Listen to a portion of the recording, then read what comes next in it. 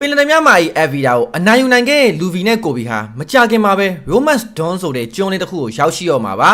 ကိုဗီကအဲ့ဒီကျွန်းမှာနာမည်ကြီးပင်လယ်မြမဟုတ်ဆိုရိုဘိုနိုဝါဆိုကိုအဖမ်းခံထားရကြောင်းဆိုပါရဲ့ပင်လယ်မြတွေကိုအပိုင်းပိုင်းခုံဖြတ်ပြီးတော့ဖမ်းတတ်တဲ့ဆိုကိုတချို့ကမကောင်းဆိုးဝါးလူအောင်မှတင်စားကြပါရဲ့ဒီလိုနဲ့လူဗီတို့လည်းကျွန်းပေါ်ကရှေ့သက်စကန်အနီးကိုရောက်ရှိလာခဲ့ပါရဲ့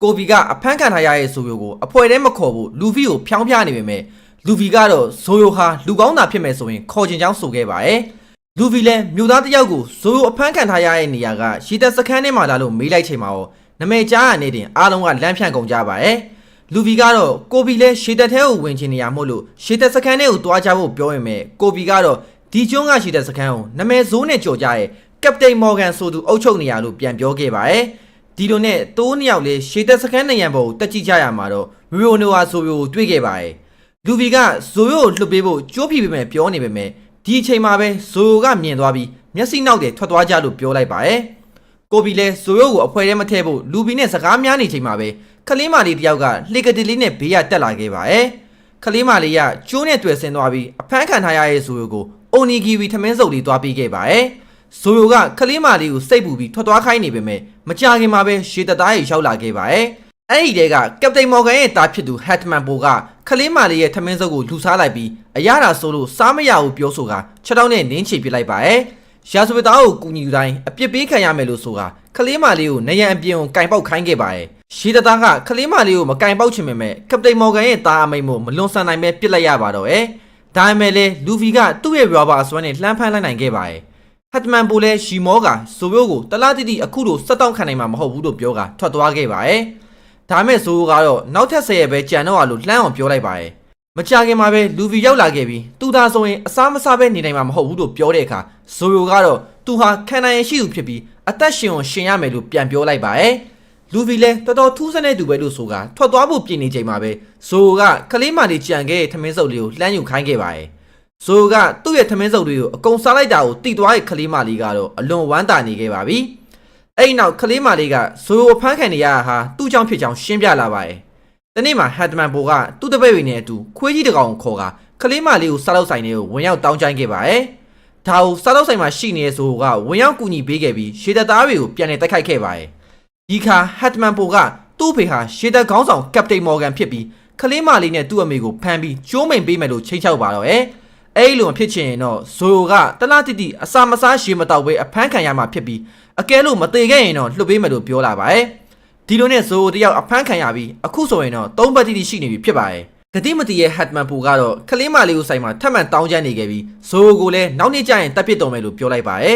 ်ဒါကိုကြားတော့ရဲ့လူတွေကဂတိမတီရဲ့ဟက်တမန်ပူကိုပြေးထိုးခဲ့ပါတယ်ဟက်တမန်ပူကတော့ပြန်မထိုးဘဲနဲ့အဖေနဲ့တိုင်မယ်ပဲအော်ဟစ်နေခဲ့ပါတယ်တစ်ချိန်တည်းမှာပဲလူဗီတယောက်ကတော့စိတ်ကောင်းရှိရဲ့ဇိုကိုသူ့ရဲ့ပင်လယ်များအဖွဲ့ကိုခေါ်ဖို့တေချာသွားခဲ့ပါပြီဒီချိန်ဇိုယိုကတော့ခလေးဘွားကအကြောင်းတွေကိုပြန်လဲတွေးတောနေခဲ့ပြီးသူပေးခဲ့တဲ့ခရီးတစ်ခုကြောင့်အသက်ရှင်အောင်ရှင်ရမယ်လို့တွေးနေခဲ့ပါရဲ့အဲ့ဒီချိန်မှာပဲလူဗီကသူ့ရှေ့ကိုရောက်လာခဲ့ပြီးသူ့ရဲ့ပင်လယ်သမားအဖွဲ့တွေကိုဝင်မှုခေါ်ပါတော့ရဲ့ဇိုယိုလည်းရာဇဝတ်သားပင်လယ်သမားတယောက်မဖြစ်ချင်ကြောင်းပြောကတန်းညင်းခဲ့ပါရဲ့ဒါပေမဲ့လေလူဗီကတော့နားမထောင်ပဲဇိုယိုရဲ့လက်ဆွဲတော်ခံတနာဓာတ်တွေကိုတွားယူလာမယ်သူ့အဖွဲ့တွေကိုဝင်ရမယ်လို့ဆိုခဲ့ပါရဲ့ဒီချိန်ရှေတက်စခန်းရဲ့အပေါ်ဆုံးတက်မှာကပတိန်မော်ဂန်ရဲ့ရုပ်ထုကြီးကိုတိစောက်နေကြပြီးဟက်တမန်ပိုကတော့သူ့အတွက်လက်စားချေဖို့ပဲသူ့အဖေကိုတကယ်ကဲပူစာနေပါရဲ့နားကြီးလာရဲ့ကပတိန်မော်ဂန်ကအဖြစ်မရှိရဲ့သားလို့ဆိုကထိုးထည့်လိုက်ပါတော့ရဲ့အဲ့ဒီနောက်ပြဿနာရဲ့အရှင်းမြစ်ဖြစ်တဲ့ခလေးမာလေးကိုတတ်ပစ်ဖို့နောက်လိုက်တွေကိုအမိန်ပေးလိုက်ပါရဲ့ရှေတပ်သားတွေကတော့ခလေးပဲရှိသေးရမို့လို့မတက်ရက်ဘူးပြောနေရကြောင်းကပတိန်မော်ဂန်ကသူ့ရဲ့ပစိန်လက်နဲ့ရိုက်ချလိုက်ပါရဲ့ဒီအချိန်မှာပဲလူဗီရောက်လာခဲ့ပြီးအပေါ်ဆုံးတက်ကနေအတန်တွေကြားလို့ရောဘာဆွန်းနဲ့တက်လာလိုက်တာအရှိန်လုံးပြီးကပတိန်မော်ဂန်ရဲ့ရုပ်ထုကြီးကိုတိုက်မိပြီးပျက်စီးသွားပါတော့ရဲ့စိတ်ရမ်းတူသွားတဲ့ကပတိန်မော်ဂန်လည်းလူဗီကိုဖမ်းဖို့အမိန်ပေးလိုက်တဲ့အခါလူဗီကတော့ဇိုရဲ့ခံတနာဓာတ်တွေကိုရှာဖို့ဟက်တမန်ပိုကိုခေါ်ကထွက်ပြေးသွားခဲ့ပါရဲ့ဒီအချိန်အပိုင်းတစ်တုံးကခိုးကြောင်ခိုးဝက်ကောင်မလေးကလည်းရေတပ်စခန်းထဲကိုခိုးဝင်ဖို့လုပ်နေခဲ့ပါရဲ့တစ်ဖက်မှာကိုဗီကတော့ဇိုကိုကြိုးဖြီပေးနေပြီးဇိုကသူ့ကိုလှုပ်ပေးရင်ကိုဗီပါဒုက္ခရိုက်နှောင်ကြောင်းပြောလာပါရဲ့တရားမျှတတဲ့ရေတပ်သားဖြစ်ချင်နေတဲ့ကိုဗီကတော့ဇိုကိုကြိုးဖြီပေးလိုက်ပြီးဒုက္ခရောက်နေပြီဖြစ်တဲ့တငယ်ချင်းလူဗီကိုကယ်ခိုင်းပါရဲ့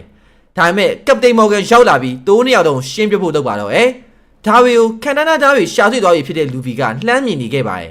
ဒါကြောင့်လူဗီလည်းဓာတ်တွေကိုအမြန်ယူပြီးရာဘာဆွမ်းအောင်တုံးကအချိန်မီကာပေးလိုက်နိုင်ခဲ့ပါတယ်လူဗီရဲ့ခန္ဓာကိုယ်ဟာရာဘာဖြစ်နေရကြောင်းတနက်ကြည်စံတွေကထိုးမဖောက်နိုင်ပဲပြန်ကန်ထွက်ကုန်ပါ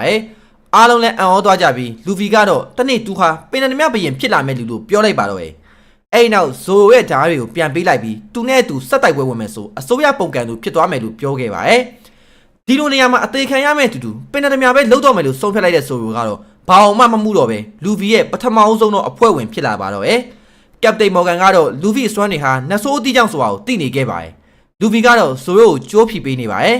လူဗီဖြီမှာပဲကျိုးတွေကပို့ထုံးသွားခဲ့ပြီးတော့ရှေတသားတွေရောက်တနက်နဲ့ပြစ်မရပါမယ်ဓာတ်နဲ့ခုတ်မယ်ဆိုပြီးတော့ရှေ့တိုးလာကြပါပြီဒါပေမဲ့ရှေတသားတွေအားလုံးကိုဇိုယိုကအချိန်မီတားဆီးနိုင်ခဲ့ပြီးဇိုယိုလွတ်လာတာကိုသိသွားရဲ့ရှေတသားတွေလည်းထိတ်လန့်နေခဲ့ပါတယ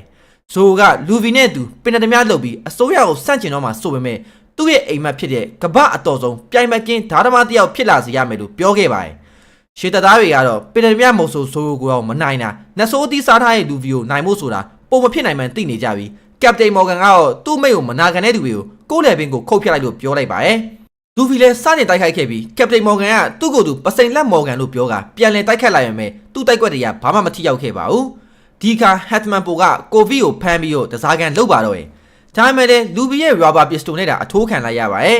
ဒေါ်ရီပွားနေတဲ့ကပတိန်မော်ဂန်ကလူဗီကိုပစိန်လက်နဲ့ခုတ်လိုက်ချိန်မှာပဲဇိုယိုဝင်ကာပေးလိုက်ပြီးကပတိန်တို့အမြဲအစင်သင့်ပဲလို့ဆိုကအမှောက်ချပေးလိုက်ပါတော့တယ်ကပတိန်မော်ဂန်ကြီးလဲကျသွားရဲဆိုရင်ပဲရှေတသားတွေကလက်နက်ချပြီးသူ့ကိုလွတ်လပ်ပြီလို့ဆိုကပျော်ရွှင်ကုန်ကြပါတယ်ဇိုကတော့အဖမ်းခံရတဲ့တခြားလုံးဘာမှမစားထားကြအောင်လဲကျသွားခဲ့ပါပြီ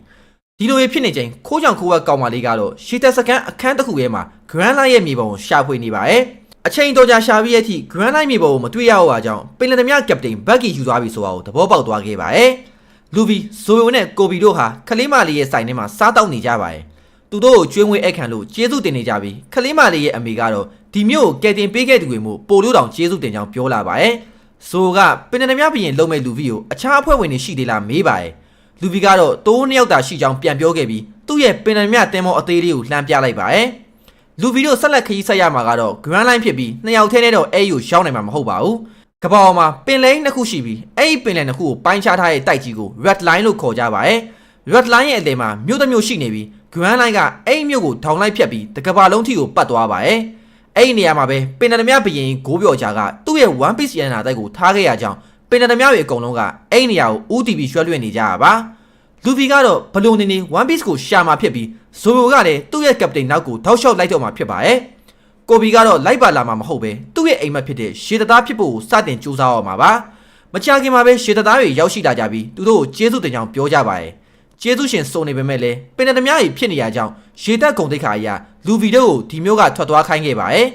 မြို့သားတွေရောက်စိတ်မကောင်းကြပေမဲ့လူဗီနဲ့ဇိုယိုကတော့ရှီပြုံးရင်းနဲ့ပဲလက်ခံလိုက်ကြပါတယ်ရှေတသားတွေကကိုဘီကိုပါမေးမြန်းလာချိန်မှာတော့အဗီဒါရဲ့လက်အောက်မှာနှစ်နှစ်ကျော်လုတ်ခဲ့ရအောင်လူဗီပြောမိကန်ဒီမှာပဲရှေတထဲဝင်မရမှာဆိုပြီးကိုဘီကဆွဲထုတ်ခဲ့ပါတယ်ဒီကလူဗီကလည်းပြန်ထိုးကရုံးရင်းဆန်ခတ်တွေဖြစ်ကြပါတယ်အဲ့ဒီနောက်ရန်ဖြစ်နေကြတဲ့တိုးနှစ်ယောက်ကတဖွဲနဲ့မဖြစ်နိုင်ဘူးလို့ဆိုကရှေတသားတွေကကိုဘီကိုပင်တများမဟုတ်ပဲယုံကြည်သွားကြပါတယ်တကယ်တမ်းမှာတော့လူဗီကဒီအကွက်မျိုးဖြစ်အောင်တမင်ကိုဘီစိတ်ကိုစွပြီးခဲ့တာပါဂွင်တွေ့သွားတဲ့ကိုဘီလည်းရှေတထဲဝင်ကြအောင်တောင်းဆိုကတနေ့ရှေတက်အရာရှိဖြစ်လာရမယ်လို့ကြုံဝါနေခဲ့ပါတယ်ဒါနဲ့ပဲလူဗီနဲ့ဇိုယိုကတော့မြို့ကထွက်ခွာဖို့ပြင်နေပြီးကိုဘီကလည်းကျေးဇူးတင်စကားလိုက်ပြောခဲ့ပါတယ်တိုးတငယ်ချင်းနှစ်ယောက်နောက်တစ်ခါပြန်တွေ့ခဲ့မယ်ဆိုရင်တော့ပင်တသမားနဲ့ရှေတသားကြီးဖြစ်နေမှာမို့အကျွေစီချင်းတူဝင်မဲ့ခေါင်းပတ်မတူရဲ့ဘဝကိုရောက်ရှိနေကြအောင်ပါပါ